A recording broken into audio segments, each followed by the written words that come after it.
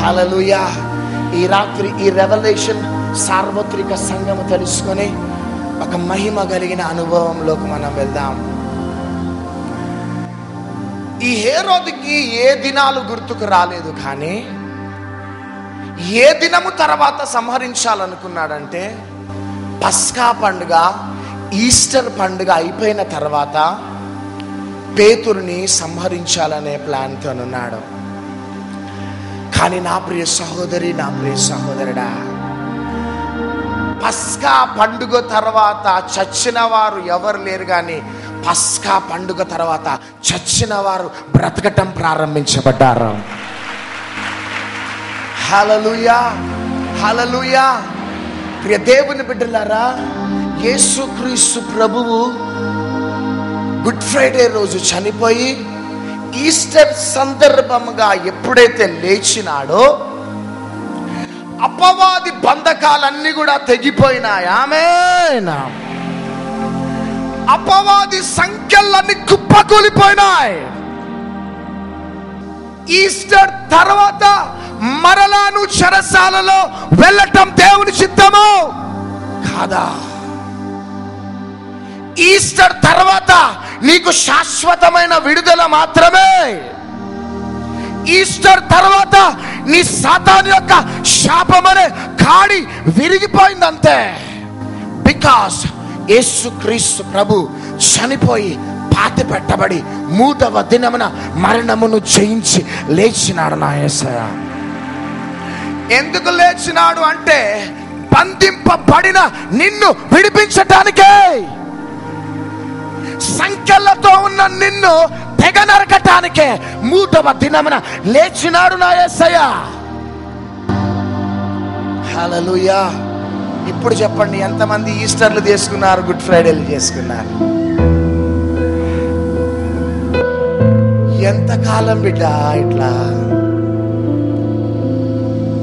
కానీ I want to tell you everybody, Easter తర్వాత, యోహాను సువార్త తర్వాత విలాప వాక్యములు లేదు అక్కడ. ఆమేన్. చప్పట్లు కొడదాం.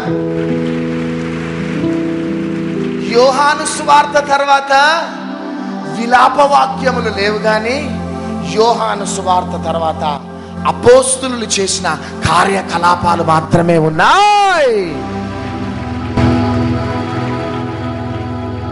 రిజరెక్షన్ తర్వాత there is no lamentations, but resurrection తర్వాత రివైవల్ అనేది స్ప్రెడ్ అయిందంతే. కానీ ప్రియ దేవుని బిడ్డలారా, హేరోదు ఏమనుకున్నాడంటే ఈస్టర్ తర్వాత పేతురుని లేపేసేయాలనేసి అనుకున్నాడా. కానీ ఈస్టర్ తర్వాత విలాప వాక్యములు లేవా. యోహాను సువార్త తర్వాత, రిజరెక్షన్ తర్వాత, పునరుద్ధానమైన తర్వాత అపోస్తులు భూలోకాన్ని తల్లక్రిందులుగా చేసినారు. ఆమేన్. హల్లెలూయా. కానీ రాత్రి నువ్వు ఎందుకు నడిపించబడ్డావంటే, okay last month good Friday జరిగిపోయింది, ఈస్టర్ జరిగిపోయింది, కానీ నువ్వు ఎందుకు ఇక్కడికి నడిపించబడ్డావంటే నీవు అపోస్తుల కార్యకలాపాలలో అడుగు పెట్టబోతున్నావు. ఇక చప్పట్లు కొడదాం గట్టిగా. అపోస్తుల కార్యముల్లో 2వ అధ్యాయంలో అభిషేకించబడ్డారు. 3వ అధ్యాయంలో మా దగ్గర వెండి బంగారం లేవు, కానీ మా దగ్గర ఉన్నదల్లో యేసు నామంలో లేచి నడవగానే ఒక వ్యక్తి లేచి నడిచినాడు.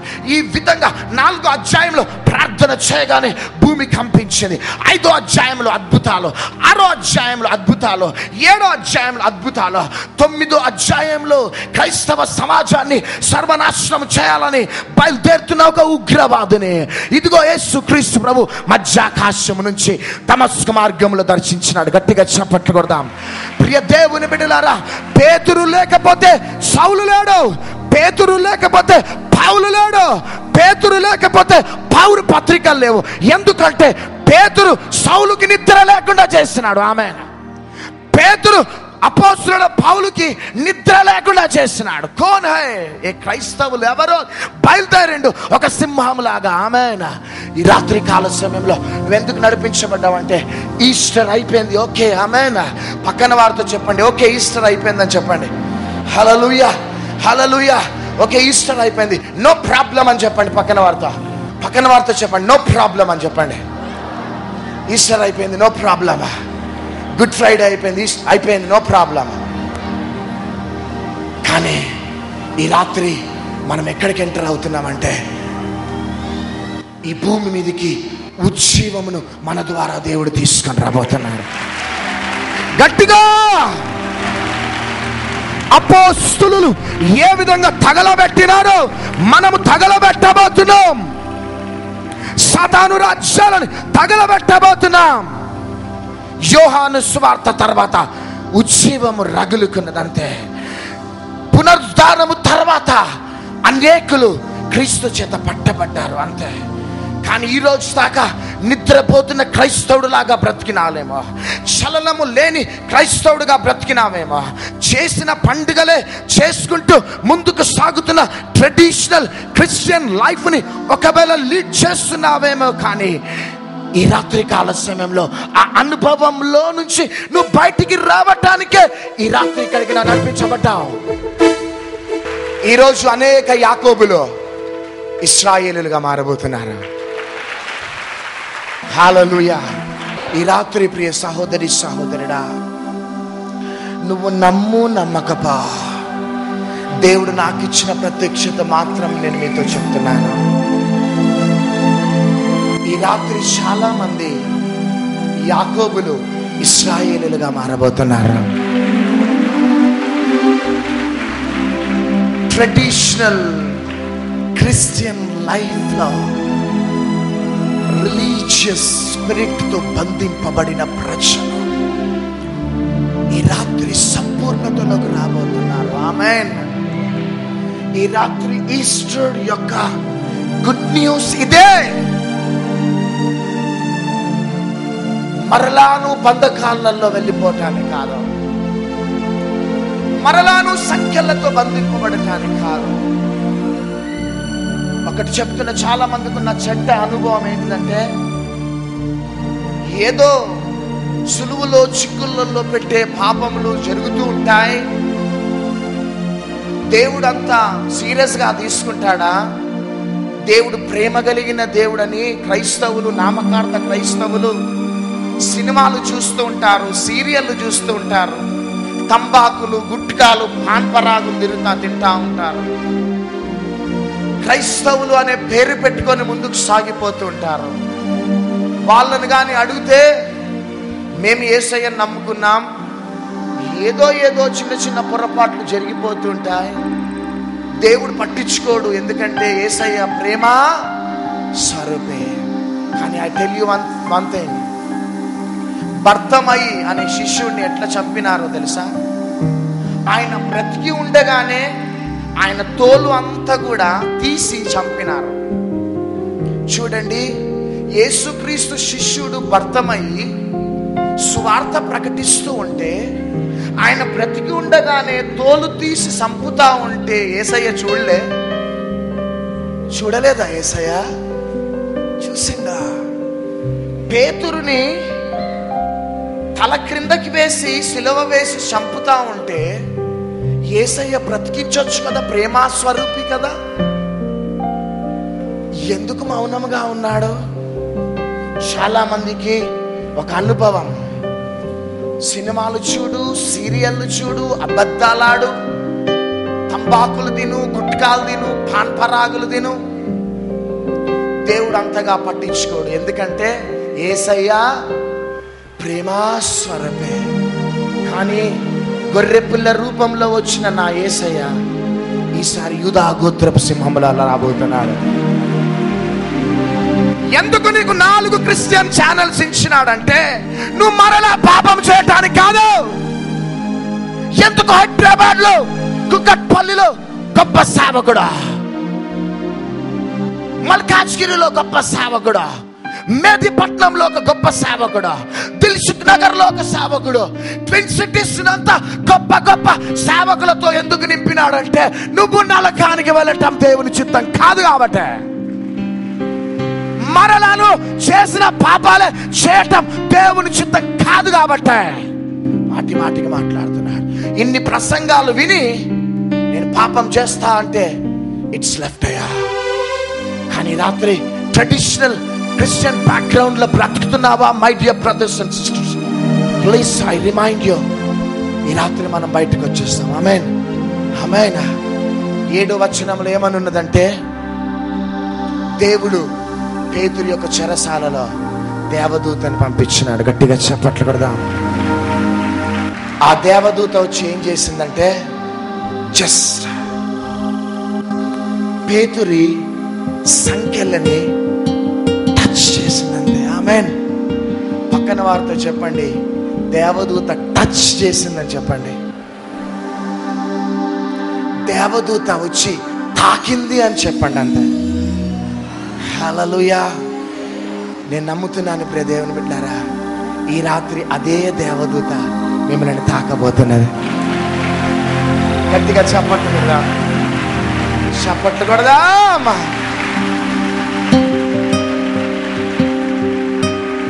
నువ్వు ఒకవేళ సాఫ్ట్వేర్ ఇంజనీర్ కావచ్చు, హార్డ్వేర్ ఇంజనీర్ కావచ్చు, కరోడ్పతివి లక్పతివి కావచ్చు, కానీ నువ్వు ఎవరివైనా కావచ్చు, కానీ నీ జీవితంలో దేవుని యొక్క టచ్, దేవుని యొక్క తాకిడి లేకపోతే నువ్వు చచ్చిన వాడవే.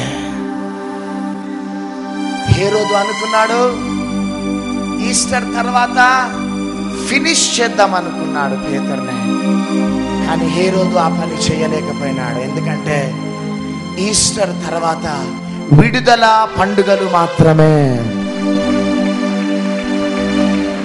ఈ రాత్రి అప్పుల బంధకాలలో ఉన్నావా? మానసికమైన బంధకాల బంధింపబడి ఉన్నావా? రోగములతో వ్యాధులతో బంధింపబడి ఉన్నావా?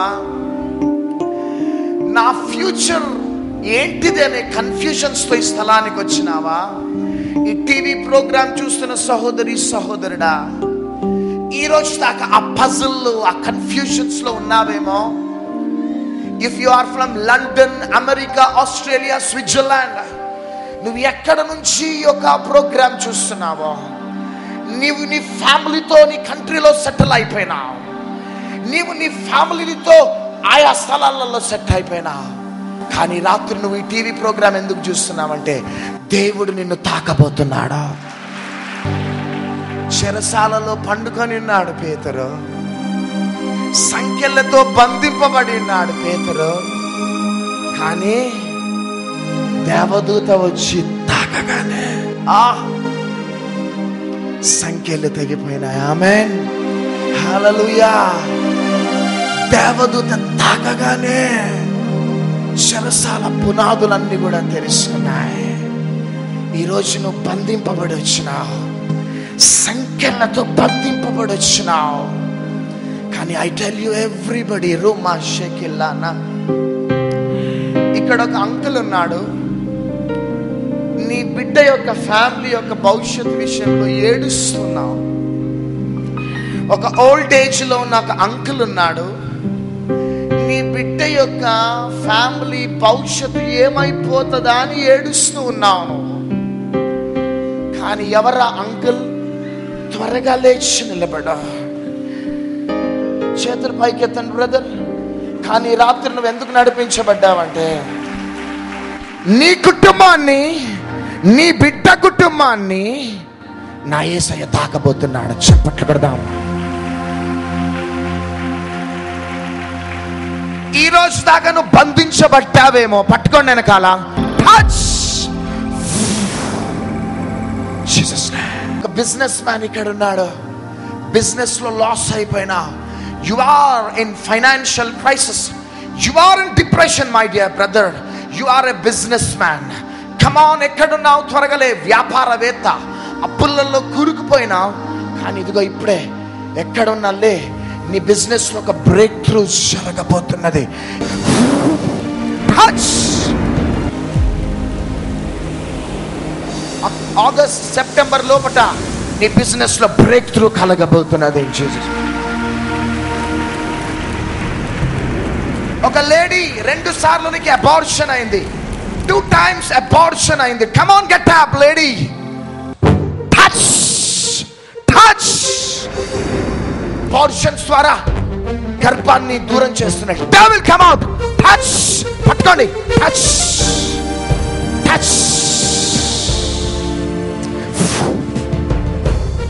ఆ గర్భము స్థిరపడును గాక.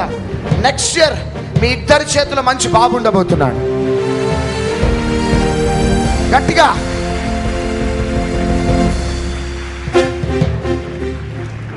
రైట్ సైడ్ కడుపులో ఒక గడ్డ ఉన్నది ఒక లేడీకి. రైట్ సైడ్ కడుపులో ఒక గడ్డ. త్వరగలే. సుబోలో వండర్ఫుల్ ఆంటీ. కమ్ ఆన్, పట్టుకోండి. గడ్డ కరిగిపోతున్నది అంటే పట్టుకోండి. Come on, touch touch touch. గడ్డ కరిగిపోవను గాక. Touch touch. ఇదిగో అగ్ని జ్వాలల వంటి నేత్రములతో, అపరంచిపోలిన పాదములతో, సూర్యకాంతి మహిమతో, రెండంచుల వాడిగల ఖడ్గముతో, చేతిలో రాజదండము పట్టుకొని, సైన్యములకు అధిపతి అగు యెహోవా, యూదా గోత్రపు సింహమా, సత్య స్వరూపి పరిశుద్ధాత్మత్వి ఏక దేవుడా, కోటాను కోట దేవదూతలతో అగ్ని రథములతో మన మధ్యలో వేంచేయుచుండగా చేతులు పైకెత్తి గట్టిగా చప్పట్లు కొడుతూ ఆయనకి ఘన స్వాగతం పలుకుదాం.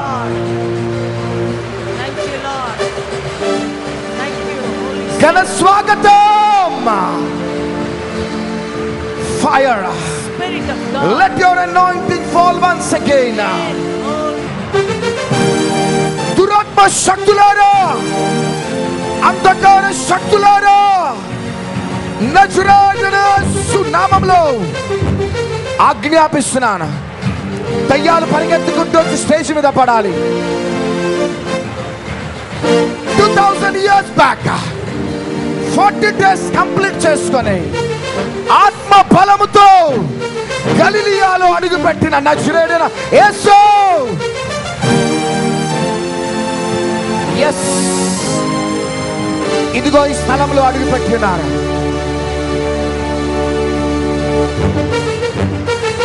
మంటలో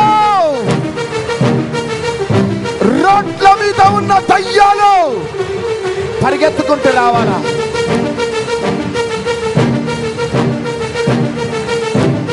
In the name of Jesus, we come against every stronghold of devil right now.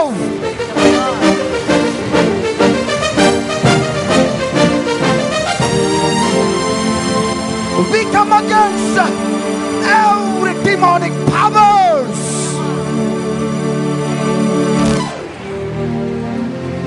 In the name of Jesus, come out you devils.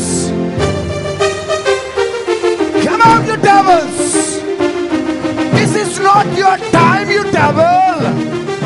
This is our time. Our time. Rabba Shandera la Riala. Rabba Kandera ba Shatera la Rabana. దయ్యాలు కుప్పకూలిపోవును గాక. 40 దినాలు ఉపవాసాలు ముగించుకొని నా యేసయ్య ఆత్మ బలముతో గలిలియాలో అడుగుపెట్టినాడు. ఆమేన్. అప్పుడు దయ్యాలు ఏమన్నాయంటే, నజరేయుడైన యేసు, మాతో నీకేం పని? మమ్మల్ని నశింపచేయడానికి వచ్చినావా? నీవెవరో మాకు తెలుసు. నీవు దేవుని కుమారుడు. గట్టిగా చప్పట్లు కొడదాం. Lord, your name be glorified tonight, Lord. ఇక్కడ ఎవరున్నారు చెప్ప? ఎవరున్నారు ఇక్కడ? ఎవరున్నారు ఇక్కడ చెప్పు. దయ్యం చూడు, పేరు చెప్పకుండా చేస్తుంది. నోరుదారు. ఇప్పుడు పేరు చెప్పు. నోరుదారు. ఇక్కడ ఎవరున్నారు చెప్పు, ఇప్పుడు ఎవరున్నారు ఇక్కడ? అన్నాడు.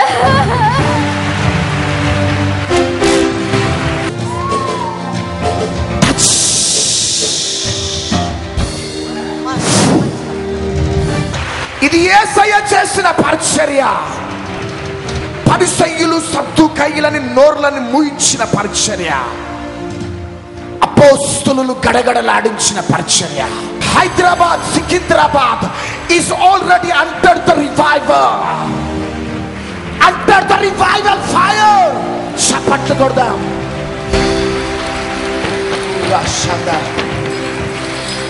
ఇక్కడ ఎవరున్నారు చెప్ప? గట్టిగా వెళ్ళిపోతావా? ఇక వెళ్ళిపో. పట్టుకోండి వెనకాల. టచ్.